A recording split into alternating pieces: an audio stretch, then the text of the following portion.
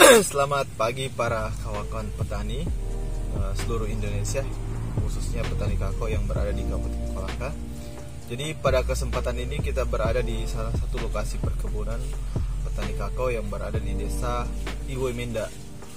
Sebentar kita akan review dan sedikit tanya-tanya terhadap petani kakao yang ada di sekitar sini dan bagaimana respon beliau dan motivasi beliau dan bagaimana tanggapan beliau terhadap masa depan kakao yang ada di salah satu desa di Kecamatan Iwemenda.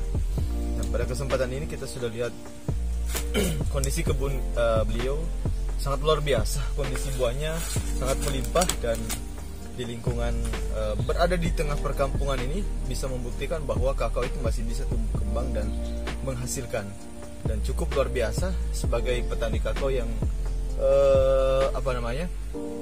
yang masih komitmen untuk mengembangkan kakao di desa tempat tinggal beliau. Sebentar kita akan ketemu dengan salah satu petani di Kecamatan Iwemenda ini sekaligus pemilik kebun ini, dan kita akan bertanya bagaimana atau perilaku apa saja beliau lakukan di kebun ini sehingga bisa menghasilkan kondisi yang kebun yang sangat baik dan cukup menghasilkan buah yang melimpah.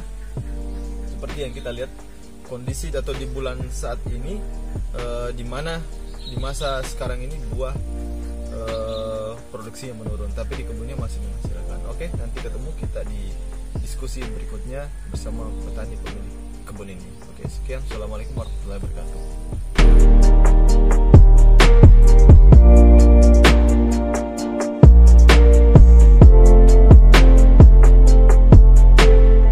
Bismillahirrahmanirrahim. Assalamualaikum warahmatullahi wabarakatuh. Jadi selamat pagi dan selamat siang waktu setempat. Jadi hari ini kita sudah bersama dengan salah satu pemilik kebun yang berada di desa Ulukalo atau di Kecamatan Iwemenda ini. Dan pada kesempatan ini kita akan bertanya-tanya sedikit bagaimana sih beliau bisa menghasilkan produksi yang cukup luar biasa di kondisi tanaman ini masih muda, dan bisa dikatakan salah satu petani kakao yang berhasil di Kecamatan Iwemenda ini. Jadi beliau bisa kita lihat di hadapan kita sekarang sudah ada Pak Sukirman, Pak ya. Nah, jadi beliau Pak Sukirman, saya sedikit mengambil waktunya Pak. Kita akan bertanya bagaimana apa yang dilakukan Bapak sehingga bisa menghasilkan kondisi kebun seperti ini, atau kiat-kiat apa atau perilaku apa saja yang dilakukan di kebunnya Bapak sehingga bisa menghasilkan kebun seperti ini. Ya kalaupun kita sebut produk ataupun merek nggak apa-apa, kami nggak masalah. Jadi biar teman-teman petani juga mengetahui oh seperti ini yang bisa kita berikan untuk menghasilkan. Ya silakan Pak. Sesuai dengan ilmu yang pertama saya dapatkan itu kan dari siskontak dulu. Ya. Saya itu bertani disiplin apa yang mereka katakan itu mengutamakan bahan organik Ya. atau pupuk kompos. Oke. Jadi coklat saya ini mulai dari awal ditanam ini belum pernah memakai kimia, apalagi namanya urea. Jadi rata-rata saya pakai ini kompos mata-mata, dan kompos itu saya bikinkan semua rora. Jadi kurang lebih di sini mungkin lebih 20 ini rora di sini, dalamnya 1,5 meter, dan isinya itu saya simpan di situ kayu-kayu kelapa. Ini pelepahnya kelapa ini, batang apa namanya ini, batang coklat, semua sampah-sampah di situ saya simpan. Dan umurnya 6 bulan itu saya lihat sudah kempes semua, artinya sudah hancur. Setelah itu sambil saya simpan di pohonnya. Jadi selain daripada itu disiplin kerja. Itu yang pertama untuk saya Pak. Di samping juga itu adalah pemangkasan. Pemangkasan ini terus terang saya itu baru mengerti namanya pemangkasan coklat setelah saya gabung dengan pelatihan ini.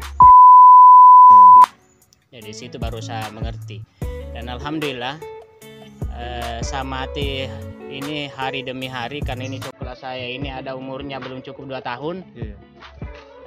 Ada 2 tahun lebih, tapi yang produksi ini Pak belum cukup, ini sebenarnya 2 tahun. Iya. Nanti setelah Bapak menganjurkan bahwa sudah bisa dipancing ini untuk pembuahan, maka saya coba, alhamdulillah sudah bisa dilihat ini hasilnya. Cuma sekarang ini mungkin sudah lewat dari 1/2 yang sudah dipetik. Oke. Itu untuk sementara, Pak.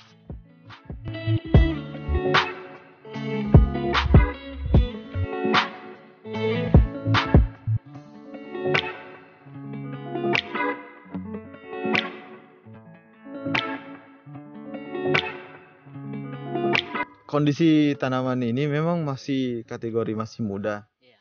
dan cukup luar biasa sebenarnya di masa sekarang ini kan memasuki musim akhir. Ya, musim akhir. Musim akhir Pak ya, mendekati musim akhir. Namun seperti yang kita lihat di kondisi kebun ini masih menghasilkan yang cukup luar biasa. Nah, ini saya tertarik dengan respon Bapak terhadap kompos. Nah, saya sedikit punya tantangan ke Bapak. Nah, sekarang kan terjadi beberapa macam persepsi petani di lapangan. Mereka mengatakan bahwa kompos itu cukup lama baru kelihatan hasilnya, dan bahkan mereka menganggap tidak efisien untuk tanaman. Nah, ini kira-kira bagaimana tanggapan Bapak terhadap lingkungan masyarakat yang masih mengatasnamakan lebih pro terhadap satu merek dagang kimia yang lebih cepat?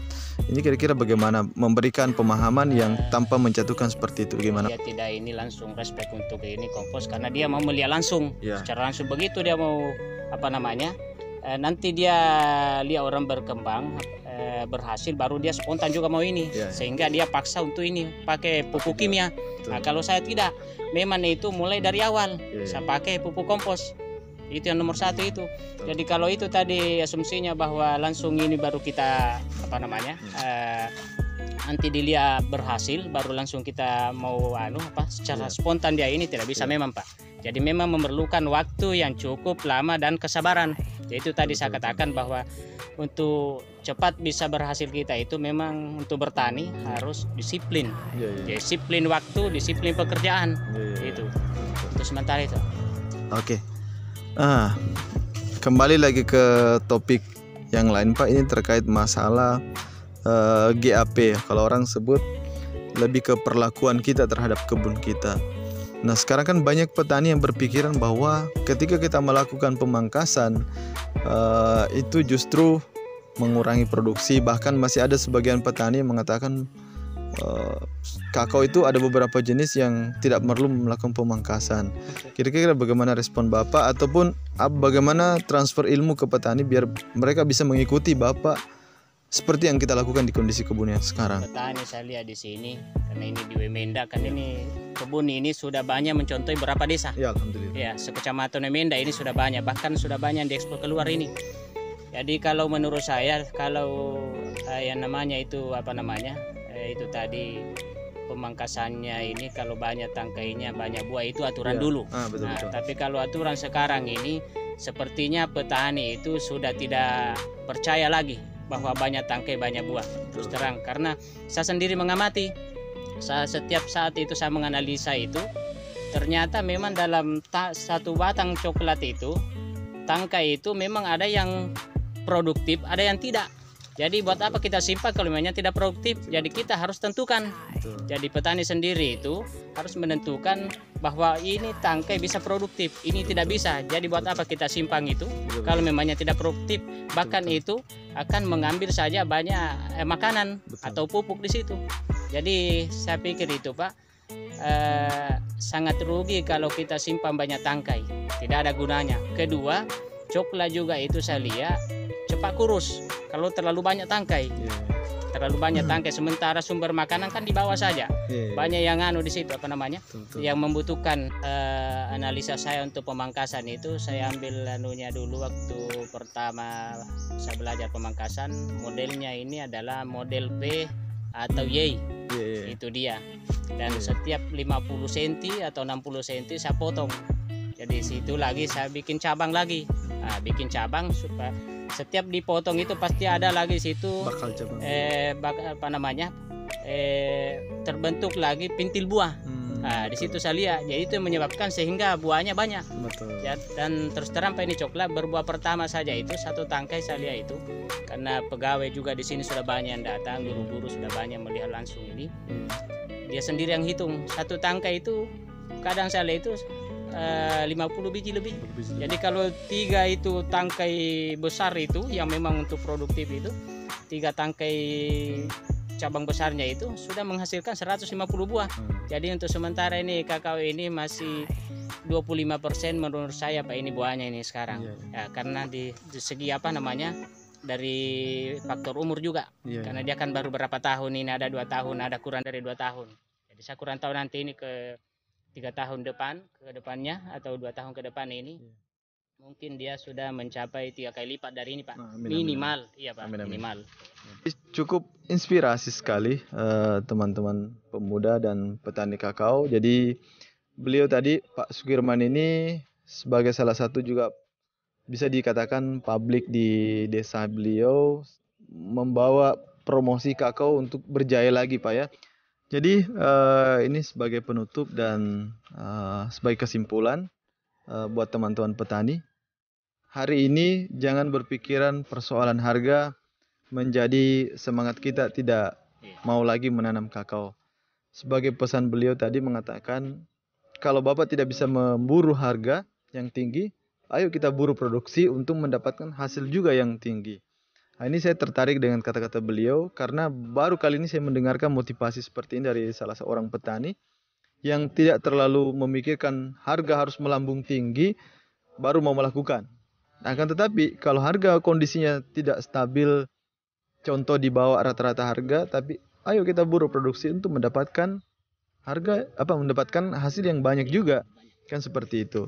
Oke, ini pertemuan pertama kita dengan Pak Sukirman. Nanti kita akan eksplor bagaimana beliau membuat kompos dan kita juga tertarik tentang program beliau dengan pemerintah desa atau puskesmas yang akan melakukan program bersama dengan beliau.